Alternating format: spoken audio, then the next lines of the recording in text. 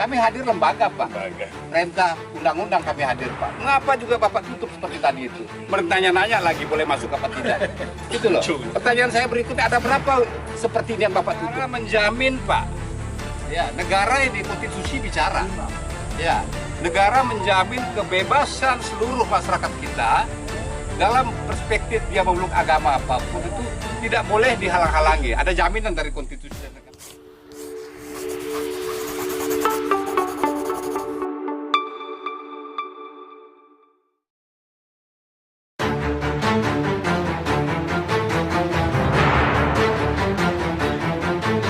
Polemik penutupan akses menuju Pura Belong Batu Nunggul di Jimbaran akhirnya menemukan titik terang. Setelah berbulan-bulan dikeluhkan warga, portal yang dipasang PT Jimbaran Hijau resmi dibuka. Keputusan ini diambil usai Pansustrap DPRD Bali melakukan sidak lapangan pada Jumat 12 Desember 2025. Ketua Pansus, Imade Suparta, menegaskan akses menuju tempat suci tidak boleh dihambat pihak manapun.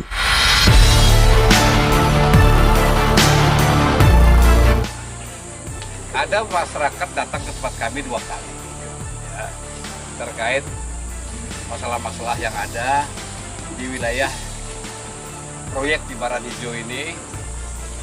Kemudian kami sudah inventarisasi persoalannya semua, permasalahannya juga dari pemilik pura yang selesaikan tuntas lah. Itu masalah yang berikutnya. Terus berikutnya lagi ada masalah-masalah tanah milik masyarakat yang juga belum terselesaikan. Juga ada masalah-masalah dari tamu, bahkan juga di sini ada itu siapa namanya? Palko. PT Nirvana Beach. Nah, itu juga katanya ada di dalam wilayah ini, Pak. Juga tertutup aksesnya semua, Pak. Ya, jadi ini persoalan-persoalan ini nanti kami akan perdalam, Pak. Ya, ini baru awal saja. Jadi baru awal saja kami kemari melihat lapangan. Ya, kami belum masuk urusan-urusan lain, Pak. Ini baru kami ke depan. Menjamin, Pak. Ya, negara ini konstitusi bicara. Ya, negara menjamin kebebasan seluruh masyarakat kita dalam perspektif dia memeluk agama apapun itu tidak boleh dihalang-halangi. Ada jaminan dari konstitusi dan negara, Pak, ya, satu. Itu perintah daripada konstitusi, Pak, ya. Ini yang kita diskusi, Pak, ya.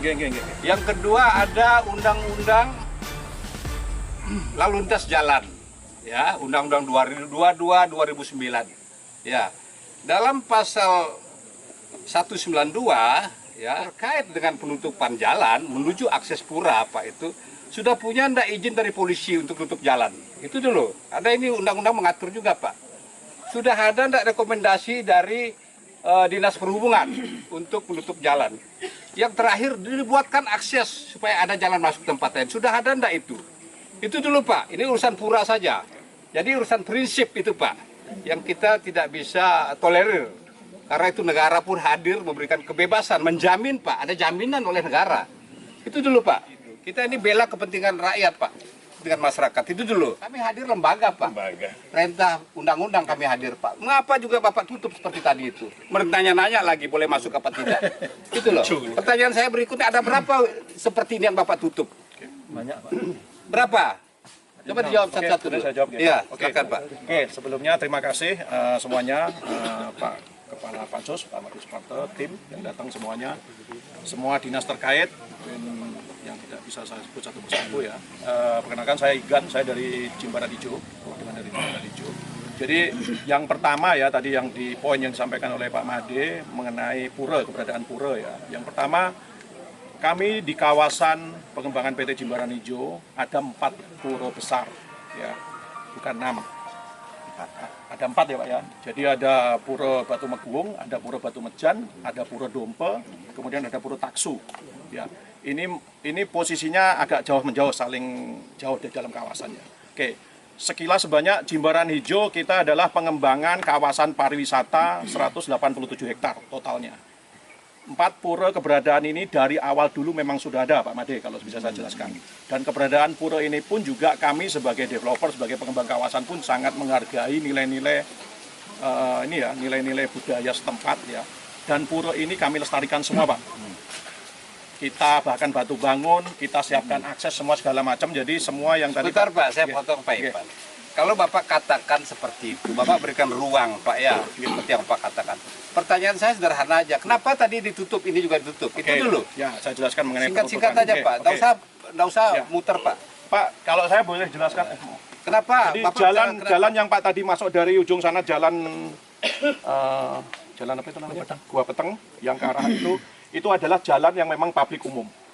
Tapi Pak, begitu masuk ke dalam yang tadi itu adalah kawasan PT Jimbaran Hijau di atas tanah. Tadi Bapak bilang di kawasan Bapak kasih ruang. Sekarang kenapa ditutup? Selain membuka portal, Pansus juga memutuskan menghentikan sementara seluruh aktivitas PT JH di lahan yang masih berstatus sengketa. Satpol PP diminta memasang garis penghentian proyek. Sidak kita per hari ini setelah kita mendalami dan membuktikan apa yang ada di daerah ini, ternyata pada hari ini kita kirim tadi bahwa untuk sementara kita adakan penutupan sementara, penghentian kegiatan sementara melalui Satpol PP. Jadi untuk kedepannya as soon as possible, segera mungkin. Bukan berarti kami menutup selamanya Pak Igan.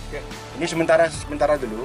Nanti kita panggil, kita perdalam di kantor. Kalau sudah semuanya clear, udah nggak masalah. Ya. Pintu akses juga semua di situ.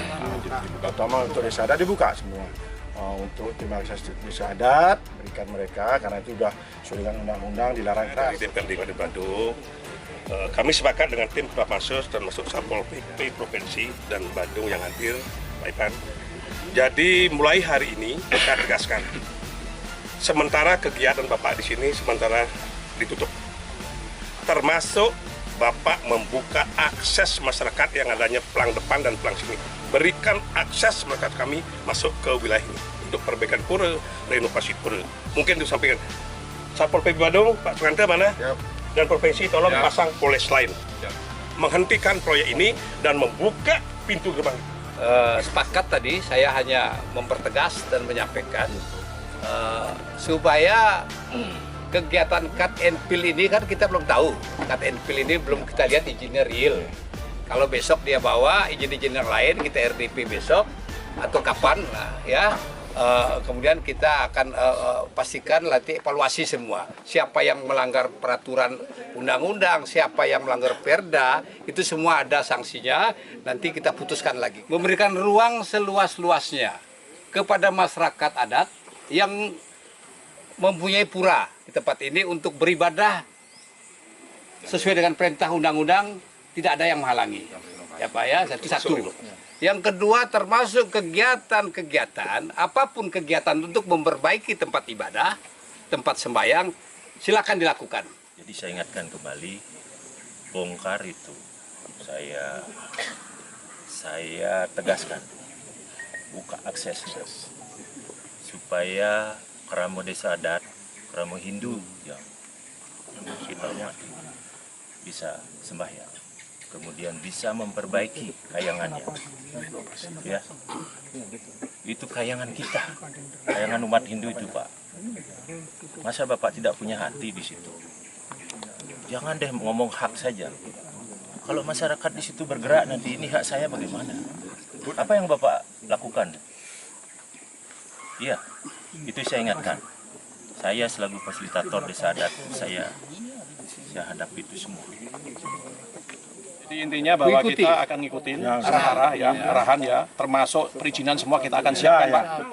Jadi tadi kami menunggu untuk dipanggil malam supaya semuanya clear. Ya, itu aja kayak rasa Kami dipanggil.